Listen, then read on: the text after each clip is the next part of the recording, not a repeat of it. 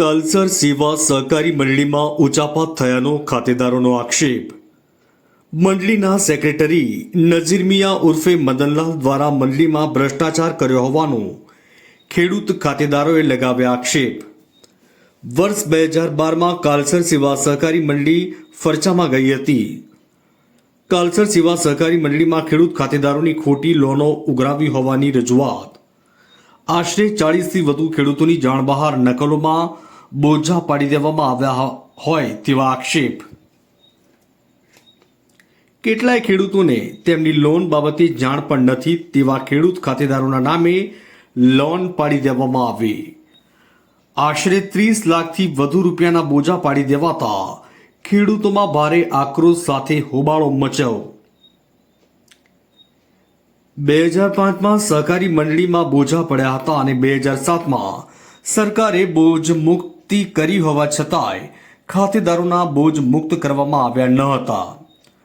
આ બાબતે મંડળીના સેક્રેટરી નઝીર મિયા પઠાણ ઉર્ફે મદનલાલના જણાવ્યા પ્રમાણે મંડળી ફરચામાં ગયેલ છે।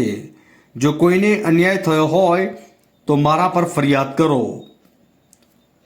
હેમંત ભટ્ટ, ડાકોર। हाँ ये साहब 2022 में अमे पैसा भरी दीधा से और फरी नोटिस आई है 2005 2005 में साहेब सरकारे 2007 में माफ करी थी। ये लोन अत्यारे मने भरवा माटे नोटिस करे छे। बिल्कुल खोटू ने आवा तो केटला अन्य केस है कि 2005 में लोन माफ थया पछी भर्या लोकोना जोड़े पैसा भराया है ये अद्धर पैसा खाई गया है। ये पण मारी जोड़े प्रूफ है साहब। आ चेरमेन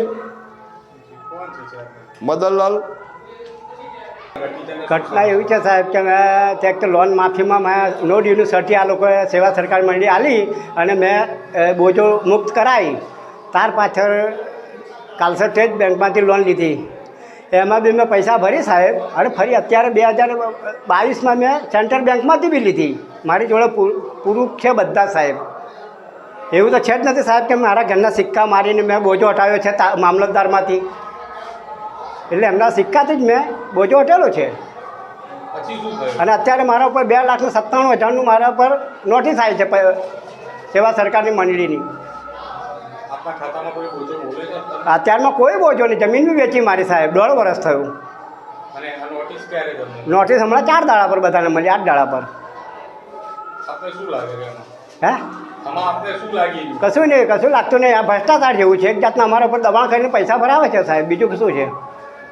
હા ઉચાપત થઈ નથી। મેં સાહેબને ડાયરેક્ટ ફોન કર્યો, સાહેબ કહે છે અમારી મંડળી ખોટમાં ગઈ છે, તમારે હમણાં જોડે અમારી જોડે ચોપડા હતા। મેં સાહેબને એ બી પ્રશ્ન કર્યો કે ખોટ ગઈ હોય તે માટે અમને મારી નાખવાના છે, અમારા ઉપર બોજા નાખવાના છે, પૈસા લેવાના છે। મેં એવું કીધું ઇન્સ્પેક્ટર સાહેબને ઉમરેઠની અંદર ફોન પર વાત કરી છે। નોટિસ આવી તે જ દાડે મદનલાલ હતા, ત્યાં હસમુખભાઈ હતા, બધા જ હતા એ લોકો।